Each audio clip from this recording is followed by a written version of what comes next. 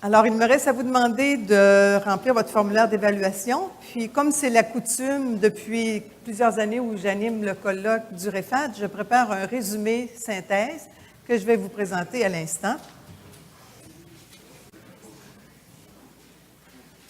On parlait de compétences. Moi, je suis très honnête, je n'ai pas de compétences informatiques, alors j'ai besoin d'aide pour trouver mon compte. Il faut que je les enlève.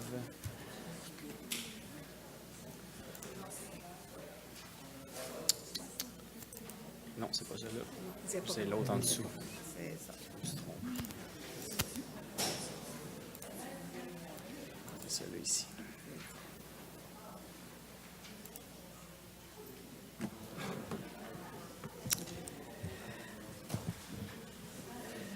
Donc, on a eu deux belles journées où on a eu 2 conférences d'ouverture, 5 communications sur le plagiat, le lancement du projet MEMO, le résultat des mini-sondages du REFAD, une table d'échange de cas sur la sécurité en ligne et la cyberintimidation et 2 communications sur la sécurité en ligne.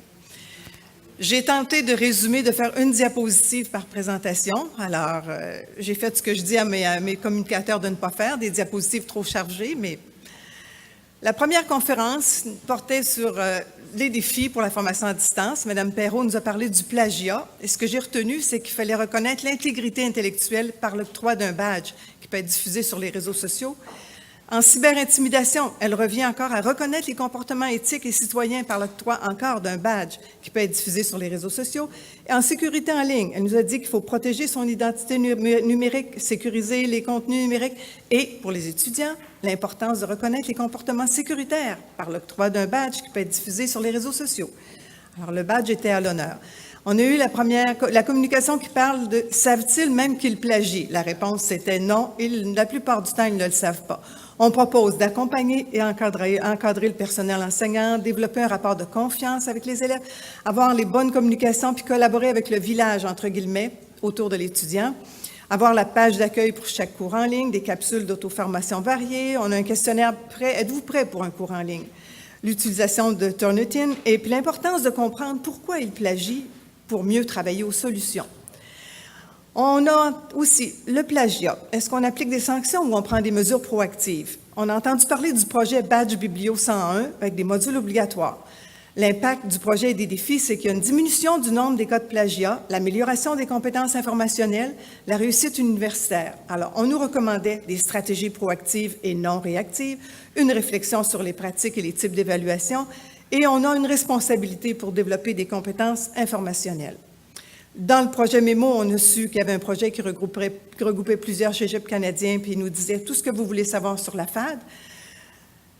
On a eu les résultats des mini-sondages. Je ne repasse pas, mais il y a eu quand même tous les résumés des résultats sont là. Et on s'est demandé, est-ce qu'on utilise un logiciel anti-plagiat pour ou contre?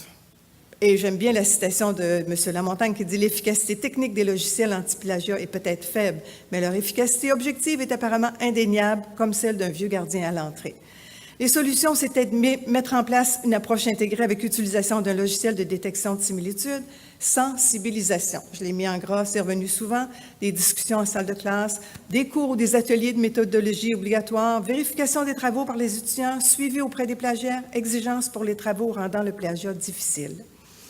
On a aussi entendu parler de prévention du plagiat, un partenariat gagnant-gagnant, l'ENAP et Compilatio.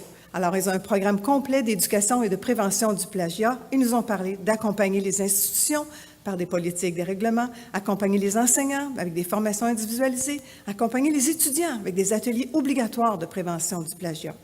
Le mot « sensibiliser » revient encore une fois. Les enseignants, éviter des cours redondants, varier les travaux, sensibiliser nos étudiants, l'honnêteté intellectuelle, l'avertissement systématique, évaluer et valoriser les non-tricheurs. Notre deuxième conférence d'ouverture ce matin, l'éducation en ligne et toxicité. M. Coury est là, il va dire est-ce qu'elle m'a bien résumé. C'est pas évident quand la conférence passe le matin puis qu'on résume sur l'heure du midi. Alors, il nous a présenté un projet de recherche où il y avait la détection et le filtrage des messages toxiques. Il faisait de la modélisation des créateurs de messages, la prédiction des conséquences d'intervention et le déploiement multilingue. J'ai retenu qu'il y avait bon, on combinait un réseau de neurones profonds, je ne sais pas c'est quoi les neurones profonds, mais combiner un réseau de neurones profonds avec la détection de sentiments pour raffiner la détection de toxicité dans les messages. Il faut concentrer nos efforts sur les cas problématiques de plagiat. Il faut contrôler, prévenir et punir les comportements toxiques dans les sociétés en ligne, également comme on le fait dans la société en général. Ça nécessite simplement de nouveaux outils et une bonne volonté. À la recherche d'un autre regard sur le traitement des plaintes, c'est notre « et si ».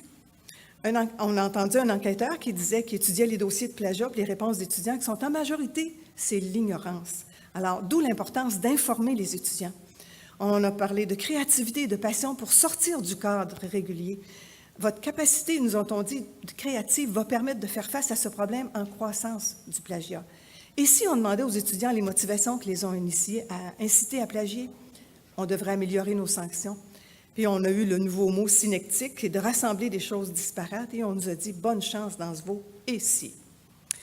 On a eu une table d'échange par après. Donc, je vous ai regroupé les solutions que Mathieu nous avait données et j'ai réussi à rentrer les quelques solutions que vous nous aviez offertes sur Padlet. On retrouve des similitudes. Je ne vous les lirai pas toutes, mais là, on avait 5 cas où il fallait rapporter les propos à une instance de confiance. On retrouvait pas mal les mêmes affaires pour chacun des cas. Comme vous aurez accès à ce PowerPoint-là, vous pourrez les relire tranquillement chez vous. On avait la conclusion de Mathieu qui nous disait qu'il fallait identifier l'assaillant, décrire son profil, identifier les motivations, saisir la nature de l'acte, évaluer le niveau de publicisation de l'acte, évaluer les effets, identifier les actions pertinentes à poser et pas hésiter à se documenter et à demander de l'aide. La conception d'environnement, l'apprentissage, l'utilisation de la plateforme sécuritaire Brightspace qu'on a entendu parler. On a eu des recommandations. Éduquer, informer, sensibiliser pour influencer les comportements en ligne. Adopter une politique institutionnelle qui inclut les nouveaux comportements du Web, les médias sociaux et infos nuagiques. Et sécuriser nos et vos appareils. Et la dernière présentation, moi j'ai découvert les identités matérielles, administratives, personnelles, projetées et sociales. Puis on a des risques et des opportunités de l'identité numérique. Ça va dans les deux sens. Et les composantes sur lesquelles on peut agir, c'est l'identité déclarative, agissante, calculée et relationnelle. Et on nous a dit, pour cultiver notre identité numérique, il faut s'exposer, créer du contact, se faire repérer, entretenir cette identité, surveiller cette identité, corriger, adapter et modifier comme un jardinier. Les réflexions finales, les mots qui reviennent, l'information. Jamais oublier la notion de village qui peut supporter l'étudiant. La sensibilisation, on l'a eu souvent.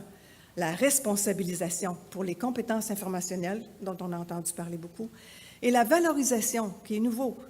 Parler de l'intégrité intellectuelle et les badges, les fameux badges. Je pense que c'est important pour valoriser les gens qui sont corrects et ne font pas de plagiat. Je vous dis merci à tous les communicateurs, communicatrices et à tous les participants. Et rendez-vous à Montréal en 2019.